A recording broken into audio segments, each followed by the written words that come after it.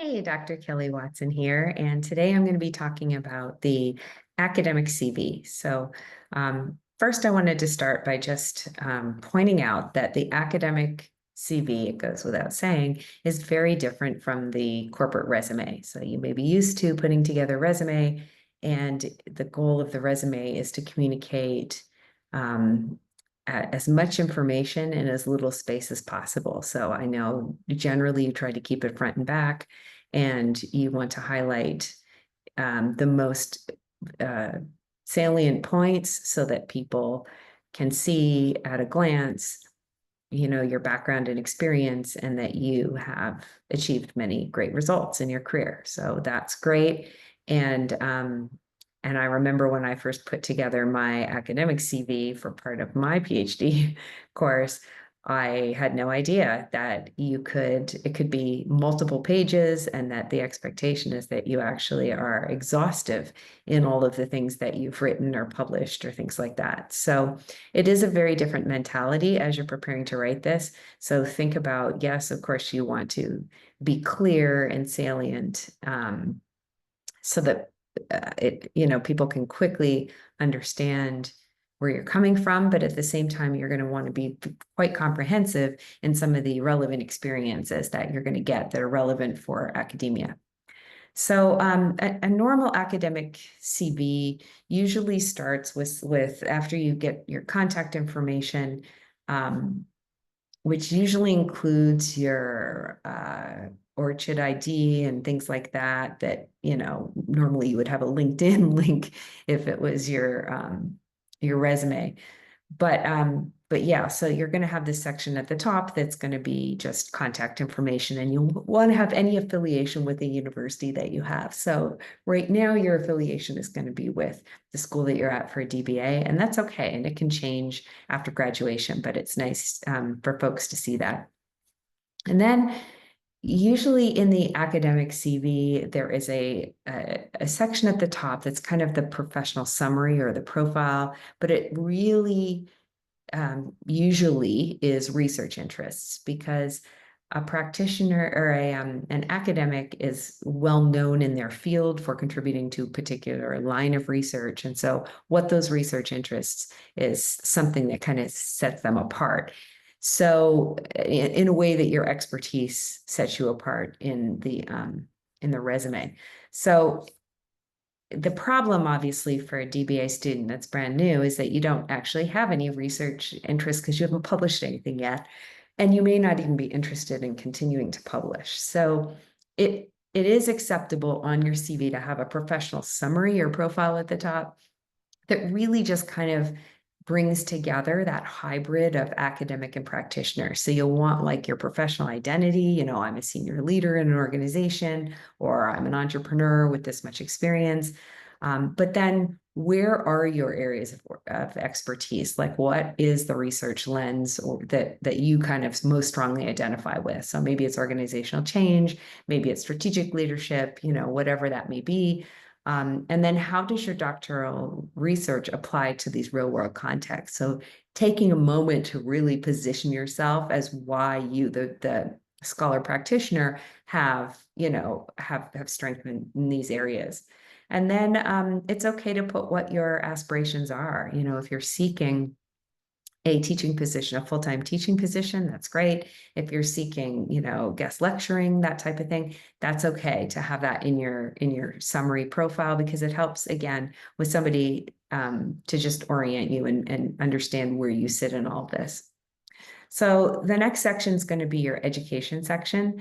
And this is, obviously the DBA comes first. So put that in your date of graduation, your institution, your date of graduation, and your dissertation title. It's the one degree where, you want to talk about what your dissertation was. Obviously, you don't have your dissertation done right now. So put in a placeholder that is similar, that describes kind of the research interest or what you think your dissertation is going to be. And so proposed dissertation or something like that. And if you have your dissertation advisor already, you can list them. And if you have any data collected, you can talk about, dissertation underway or something. The next section obviously is for any master's degrees you have, and then your undergraduate degree and any honors you might have got. All right. The next section is where you're going to want to give your teaching experience if you have any. So if you've guest lectured anywhere, talk about for what institution you've done that at and what role you played and what was the level that you've taught at. You can include if you have taught in the corporate space. So if you've done professional development seminars or you've done corporate education, you get to include that in your teaching experience because that actually is super relevant. You know, you've been in front of adult learners and it can demonstrate the teaching potential that you have. So please include that. If you don't have anything, like you literally have never stood up and taught, I mean, obviously at the end of this course, you will be able to say that you have, then you know, you did omit the section, but as much as possible, it is something that on your academic CV, they're going to be looking for. So you want to make sure you've got something. All right, publications and thought leadership is the next section. So here is where you're going to put obviously anything you have published, if you've done any research in the past, or if you've published any articles, and you get to include practitioner articles here. So if you've published on LinkedIn or in a trade publication, or you've written something for any business news or journal, even if you've written a case study or a white paper or something, as long as it's not confidential, then you would put that in this section. You could also put your public speaking. I have a section where I put that under conferences and speaking events, but and because I have 2 books out, I've spoken at a lot of things, so it's really deserving of its own section. But if you've you know, contributed anything to sort of thought leadership, this is a good place to put that, is in the publications and thought leadership section. The next would be your professional experience. So this is important to, you know, show, because it's your core strength, you're going to want to show, you know, similar to your resume, the types of roles you've had, the dates, the companies, etc., and also anything that emphasizes the outcomes, just like you would on a resume. This is the most similar section to your resume set that you've had. So any metric, something showing that you've had an outcome. And you also could swap this section for the teaching section if if your professional experience, which it probably is stronger than the teaching section, then you can go ahead and bump that up just to highlight the prominence. So then the next section is grants, awards, and fellowships. So this is if you've ever received funding to do research or a grant or an award. That would be a good time to showcase that in the grants, awards, and fellowships, because this is a big thing in academia where you getting a grant to do something actually is good for the school. Like it's kind of it's like if there's an accounting system or a balanced scorecard for a school, getting grant money is even if the grant money goes to its professors, it's kind of a feather in the cap. And so you want to show that you can get this kind of funding or you can get this kind of awards. And then there's the section that I was mentioning on speaking engagements or conference presentations. In academia, being able to present a paper or a thought at a conference is a big deal. And of course, you getting to speak in industry is a pretty big deal too. So here's a place where you would include all of the different speaking engagements that you've done. This one's a hard one, and it could take pages. And this is why I was saying at the beginning that there's no page limit in the academic CV. It's not the case that you're trying to get it down to a double-sided page or whatever. Here is where you want to be comprehensive, because you want to showcase that you have been called upon as an industry leader to speak in all of these different things. So if you speak at a lot of things, then you get to record those here. And then finally, there's a section called service and leadership. This is where you get to put some of the advisory boards or task forces or community involvement that you've been doing. It's also important in academia to be willing to do service, and that service usually is internal at the at the school, but additionally, they want to see that you're contributing to your community. So if you do those types of things, put it in the service and leadership section. This also could include affiliations with professional organizations and associations. So go ahead and fill that in as well.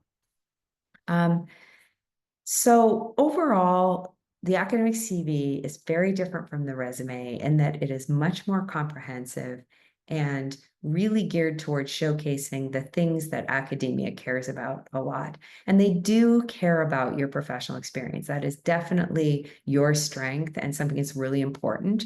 But they also want it to be framed in a way that they're able to leverage, So if you have ever done any teaching, well, they obviously will want to see that because that's, going to help solidify that you would be a good hire, even if it's just for a guest lecture, because that experience is worth something and you learn, from every single experience. Same with if you've done a lot of writing, then that's going to, tend to project to them that you're willing to do writing, even when you're a practitioner and you didn't have sort of the research methodologies that you got in the DBA, you're still gonna, hopefully be likely to publish, because even a clinical professor who publishes is much more valuable to an institution than a clinical professor who doesn't. So you want to make sure that you use the CV to showcase all of that. So I'm just gonna stop for a moment and share my CV. I didn't know anything about how to write a CV until I did, my PhD. And then the advice that I got in the program, it was interesting because I actually showed it to a couple of my colleagues here at LMU, and they took a look at it and said, no.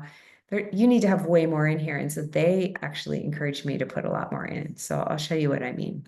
So here we have in mine, my contact info. I actually don't have my school. I should do that. And then the education. So this was at the top, the things that I had done, previously, my PhD, my MBA, and my BA. And then here I, included that section that I was telling you about the things that are of interest to me and that I've done some research on. So those are my areas of research interest or expertise.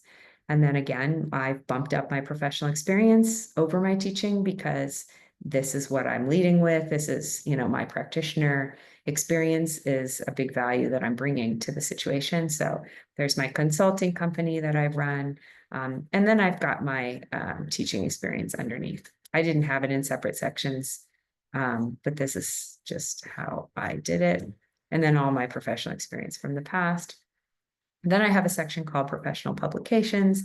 And here I have my 2 books, front and center. And then I have some other things that I've had published. So I've been published in a few things, and I've got a couple under review.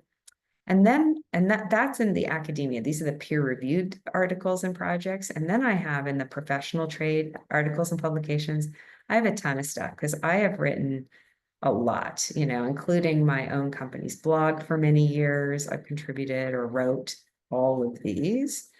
And, I've written some other things, including some white papers and stuff. So those are things that I wanted to make sure I got credit for. Further, I have presentations, I've presented at conferences, but I've also presented in my practitioner, life. And I've also presented because of my book. So there were many guest speaking opportunities and keynotes that I did because of the book. So I've included all of those. And then finally, that section at the end, I talked about the professional services, affiliations and certifications. I also included those in there. So there is my work with Kiwanis International and AYSO Soccer, as well as my certificate for online teaching and the Quality Matters certification and things like that. So I've included all of that. So hopefully this was helpful for you in being able to see kind of the different elements of the CV. And also, clearly my 6 to 7 page CV looks very different than a resume would look for the corporate space. But because it's a different audience, and is serving a slightly different purpose in terms of what it's trying to highlight. That's why the format is different and feels unusual. So good luck with your CV and good luck with your teaching.